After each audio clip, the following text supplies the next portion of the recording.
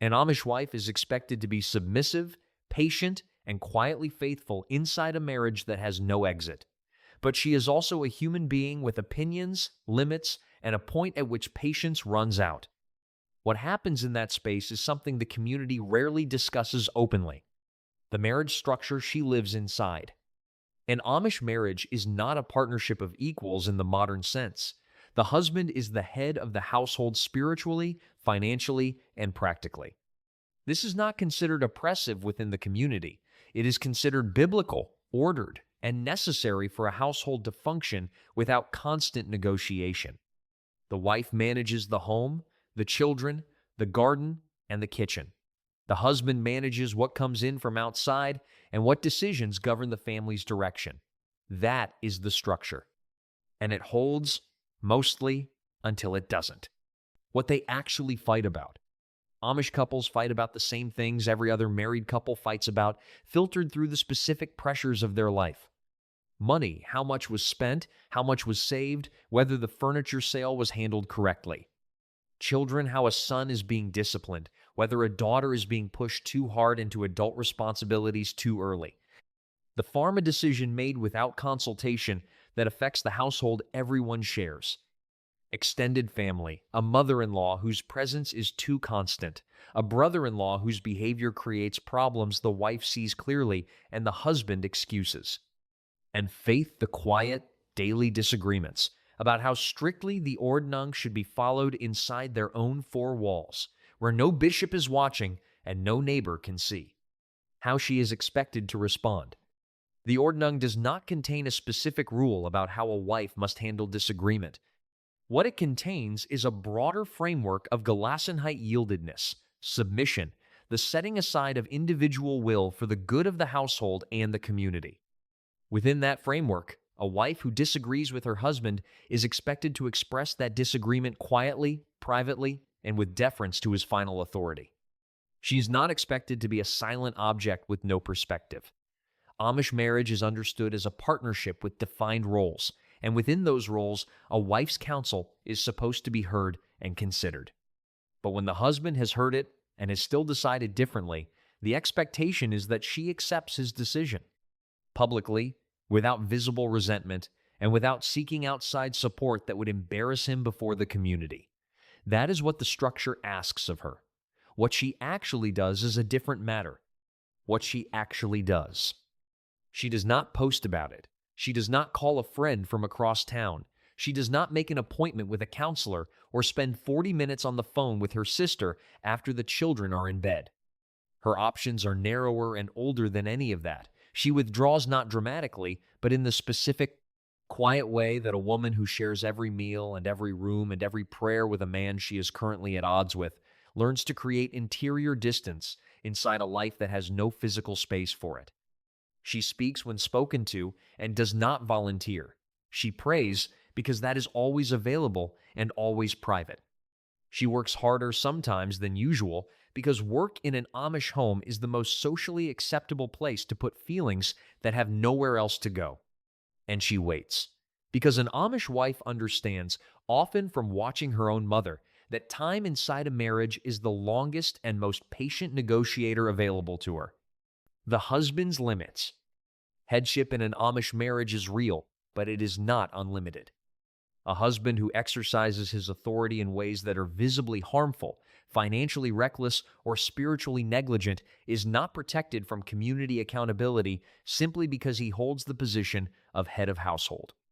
The ordnung governs him as much as it governs her, and the bishop and deacons of the district are not only available to correct wives, they correct husbands too.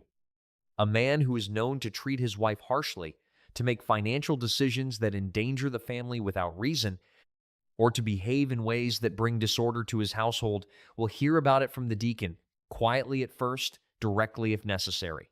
The community watches both people inside a marriage, not just one.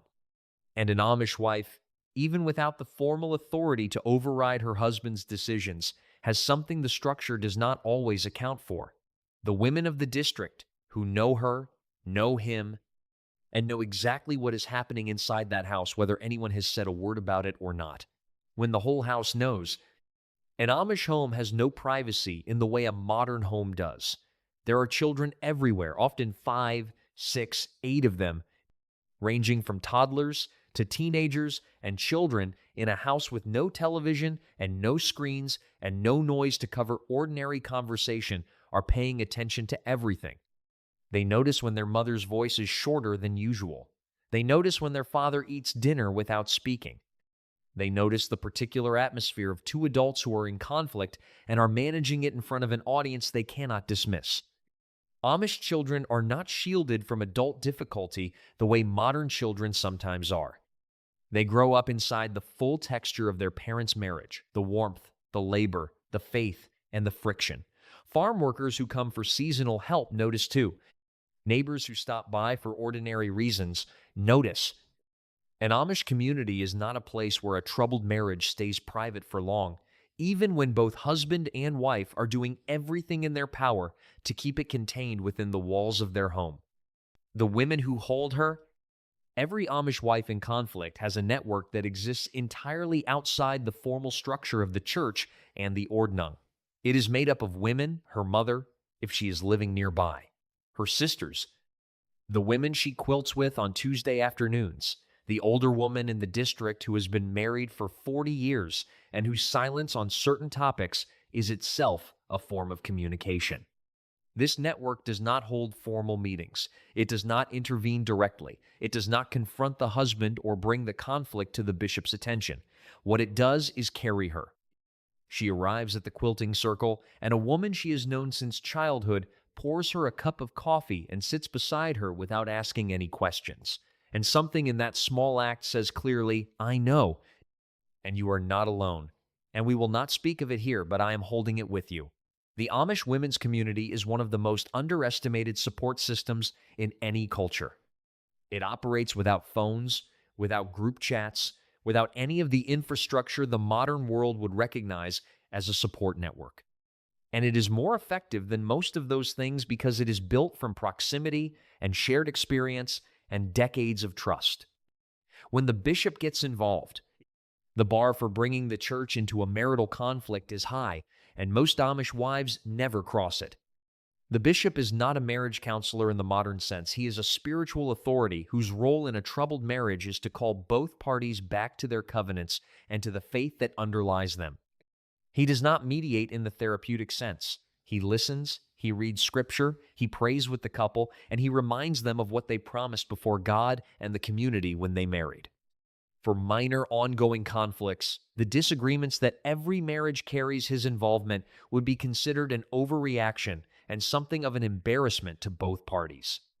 But when a conflict has gone on long enough or becomes serious enough that the household is visibly disrupted, a deacon may pay a quiet visit first. He comes without announcing the purpose. He stays for a meal. He listens to what is said and what is not said. If what he hears or observes suggests the conflict is serious, the bishop becomes involved directly. At that point, both husband and wife are expected to speak honestly, to receive counsel, and to commit to working toward resolution within the framework of the marriage and the faith.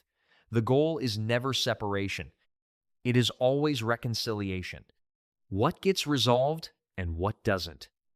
Some conflicts in an Amish marriage resolve cleanly. A husband reconsiders a financial decision after his wife's quiet counsel proves correct when the outcome arrives. A disagreement about discipline is settled by watching how the child responds and adjusting accordingly. The ordinary friction of two people managing a farm and a household and a faith and a family together, most of it resolves because both people are committed to the same structure and the same God and the same understanding of what their life is supposed to look like. But some things do not resolve. A wife who wanted her children educated beyond 8th grade and was overruled carries that for the rest of her life. A woman who saw clearly that a business decision would fail said so as directly as she was permitted to say it, was not heard, and watched the failure arrive exactly as she predicted. She carries that differently than her husband does, and the distance it creates between them is not something a bishop's visit closes. These unresolved things do not destroy most Amish marriages. They live inside them instead, quiet, specific, known only to the two people who share the bed and the table and the prayers every day of a life that has no exit. What she does with what she cannot change. This is the question the Ordnung does not fully answer, and the bishop cannot resolve on her behalf.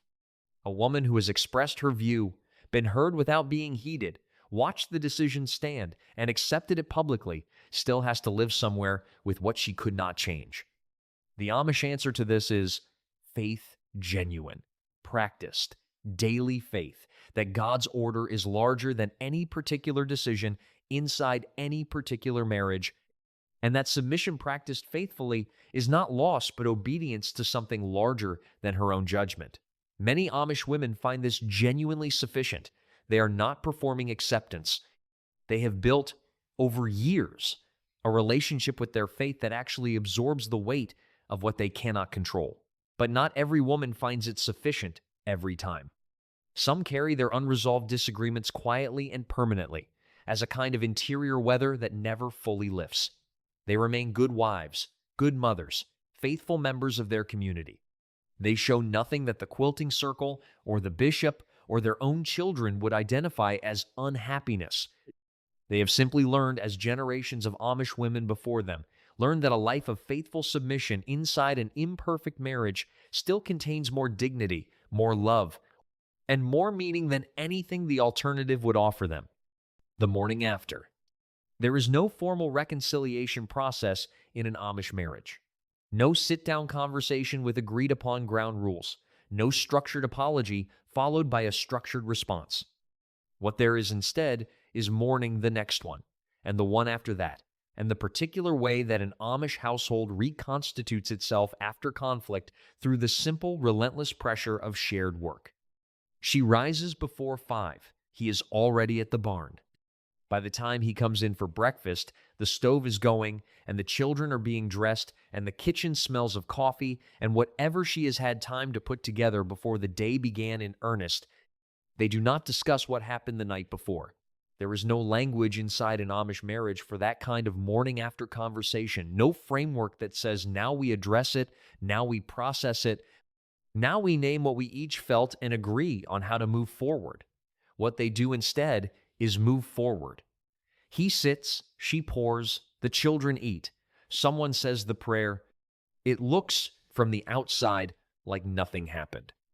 And in a sense, that appearance is its own form of resolution, not because the conflict is gone, but because the life they share is larger than any single argument inside it, and both of them know it.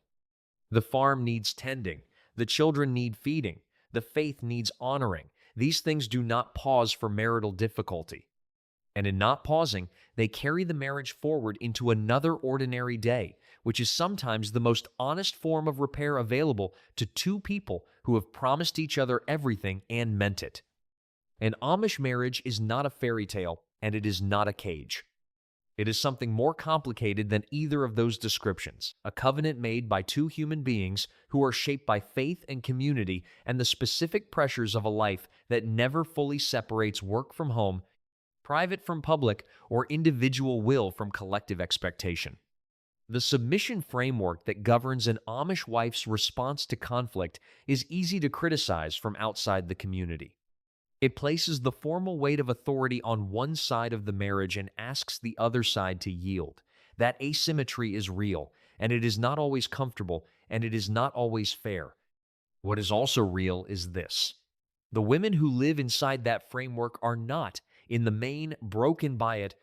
They are strong, capable, deeply connected to each other and to their faith, and they navigate their marriages with a combination of patience, strategic wisdom, and genuine love that people on the outside of Amish life consistently underestimate. What they do not have is a formal voice equal to their husbands. What they do not have is an exit when the marriage becomes unbearable. What they do not have is a system that acknowledges, in any official way, that a wife's judgment might sometimes be better than her husband's. What they have instead is each other, the women's network, the quilting circle, the mother who pours the coffee and says nothing and means everything. And in a community where that network has been operating for 300 years, it turns out to be enough. Most of the time,